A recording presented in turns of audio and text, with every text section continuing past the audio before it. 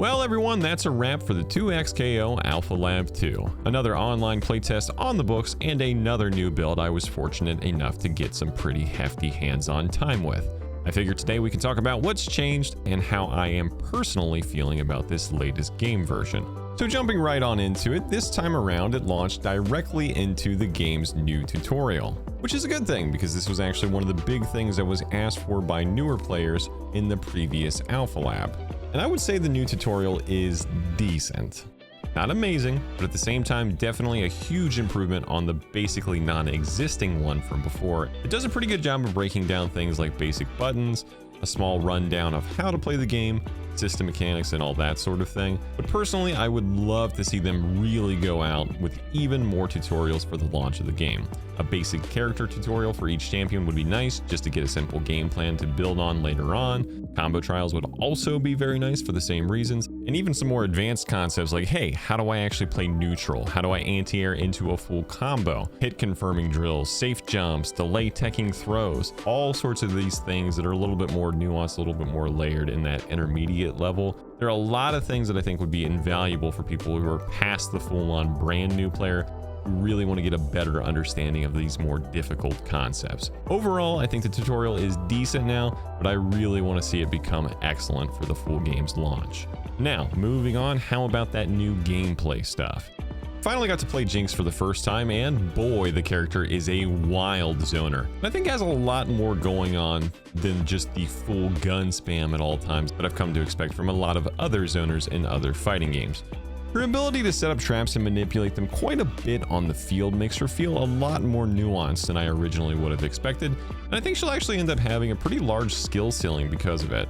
My little baby gameplay was still fun to run around just shooting rockets and chain gunning combos into her all too satisfying beam super all the time, but some people later on in the test were really popping off and showing just what kind of things she could do and what kind of degeneracy she really can burst out when you have that sort of spatial awareness and maximizing your traps. I didn't find her to be too powerful or like OP at the same time though, outside of maybe some situations where they would lock me down in the corner and that could be a bit impressive. Things like push blocks or bursts could often get me out of those sticky situations anyway, so it kind of worked out with some of the new mechanics that they added to the game. Overall, I've got to say Jinx is great, and I think she's another fantastic addition to the roster if you ask me.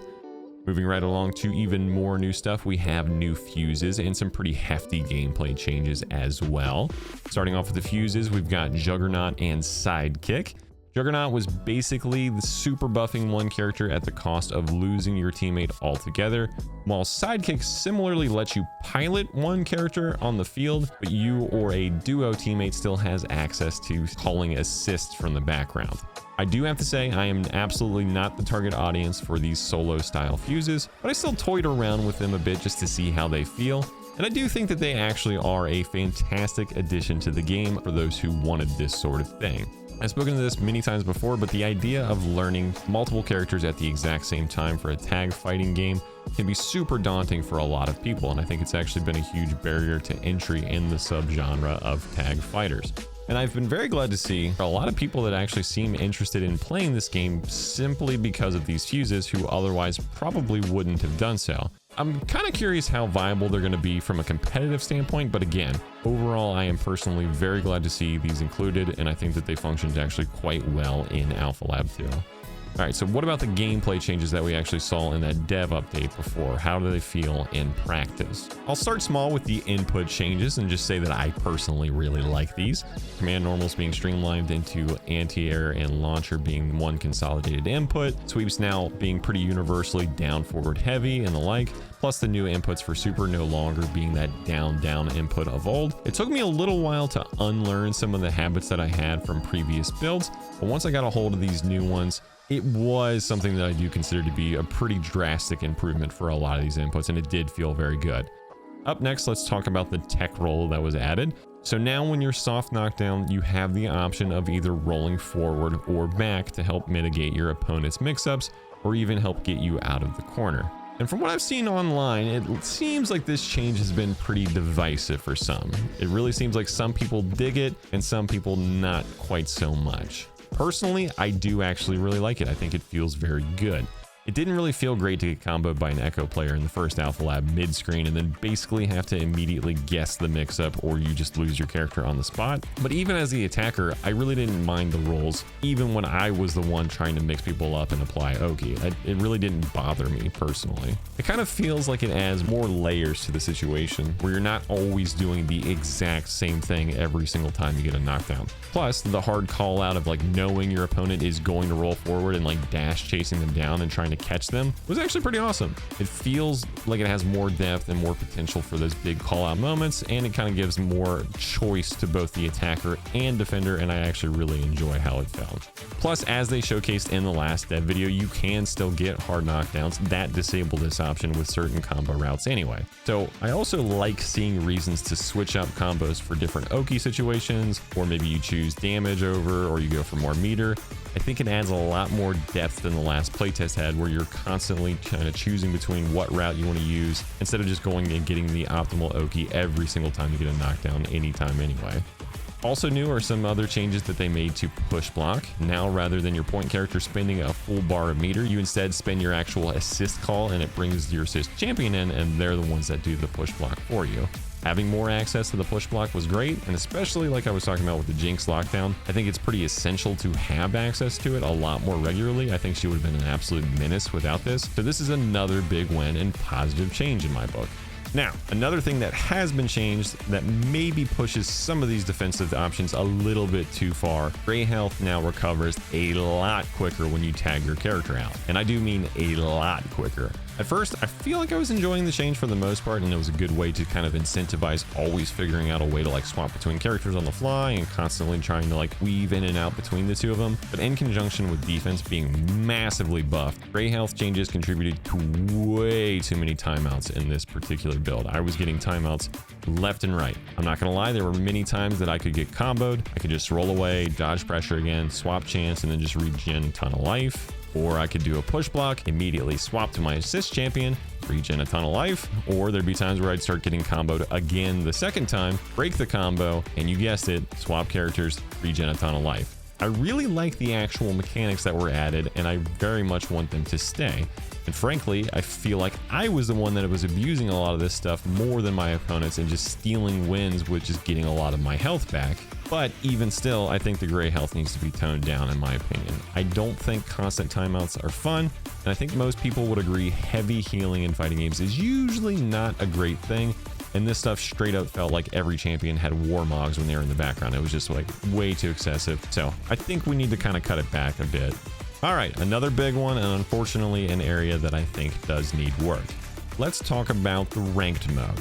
So you may have already seen, if you're an FGC regular, about yes, this is a lobby-based ranking system similar to something like a Guilty Gear Strive, which has had some rather mixed reactions to say the least, and I will give my personal experience so far. I'll just jump right into story time. So from what I've gathered, Alpha Lab 1 and this new build had some sort of soft MMR system that even outside of ranked mode, it would try to put you with players roughly in the same skill level of the lobbies that you were at. Now, I just so happened to be having some pretty good games and was on a bit of a winning streak when I fired up ranked and tried to give it a go at my placement matches, and I was greeted with this lovely icon at the top, placing me in the challenger lobby, which I will be honest, I'm not going to kid you, I am certainly not that good. I immediately entered this lobby. I saw Leffen and Squirrel over here playing on the cabs, several fighting game pros, and multiple of the highest ranked players on the entire leaderboard are just hanging out. So needless to say, I got my butt kicked and was immediately set down a notch on my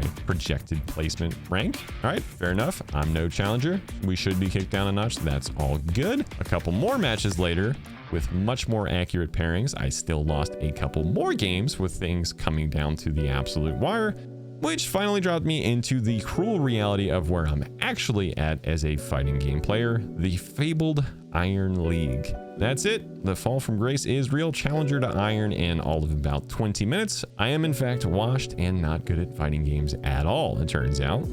Cheekiness aside, I realized it was a very small playtest and would be hard to gauge where player skills would be at in such a small amount of time. The real reason I actually want to highlight this part of it is the next morning I went to queue into the matches and was greeted by an empty lobby. I wandered around for a while, got a message saying they were going to find a new lobby to fix this, and still an empty lobby.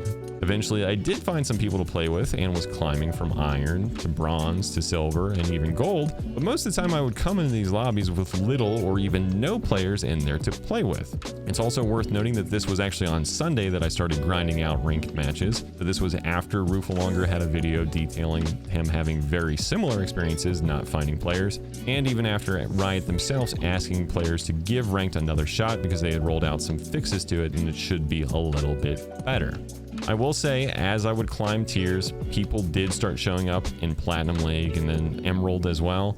But even still, it wouldn't be uncommon for me to walk into like a 4 or 5 player lobby. And as a result, I would keep playing a lot of these same players on repeat in ranked mode in the same lobby, all the way up until I finally got to Diamond, and I just kind of gave up on ranked at that point and just swapped over to casuals because it seemed like the casuals were a lot more densely populated and I was having a lot more fun with that particular lobby.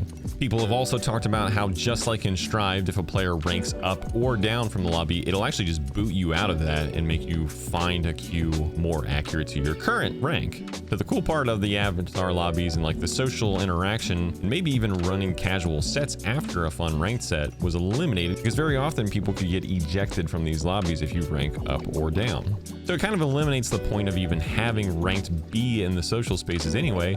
You're just going to play your set and then move along one way or another, even if you didn't want to. Now, and this actually might be a controversial opinion on the flip side, is I actually don't even hate the idea of ranked lobbies personally. And really, when the game does have a much higher player count outside what clearly felt like a smaller playtest this time around, it actually might not be an issue. But I will speak to the experience that I had, and even outside of me not being as opposed to the ranked lobbies, I do have to say I think you should be able to just queue ranked matches from training mode if that is a person's preferred method of playing. Let the player choose how they choose to engage with the game. All right, so past gameplay and ranks now, let's talk about skins, Battle Pass, and the unlockables of Alpha Lab 2. The Battle Pass was about as expected. There was actually some cool stuff this time around, and I still think Battle Passes are fine if implemented correctly. And then as far as skins goes, there were some really great ones showed off this time, and I think will be very popular purchases once the game actually gets released. However, we still have no idea how much these things are going to cost, so I'll reserve judgment until we have actual pricing on them. I will say I am completely fine with paid cosmetics in a free-to-play game as long as they are respectful with what the actual pricing and cost will be. On the subject of actual unlockables though, there was some pretty cool stuff I was very glad to see for the most part, but there are some caveats to that as well. Outside of what will be paid in the full game, you can gain an additional free and earned currency as well. And with that, you can buy color chromas, emotes, and even things like champion tots. I do very much like the idea of these daily and weekly challenges and still earning some sort of fun swag outside of just grinding through ranked badges or the paid swag that you can get through your wallet, you know? These little things are small, but I think they go a long way towards working towards just little trinkets and little tidbits that you can earn.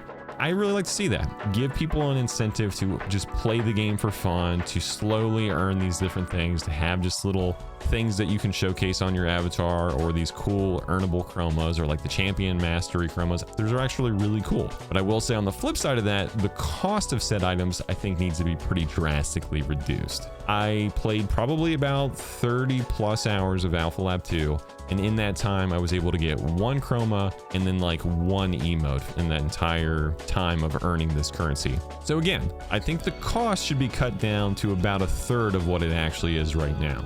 But outside of that, I love this system and I see a massive amount of potential in this. It can be broadly appealing to more casual players who just want to earn some fun things and show off their swag, and it's not just about chasing master rank and that's the only thing you do with the fighting game. So more of this, please.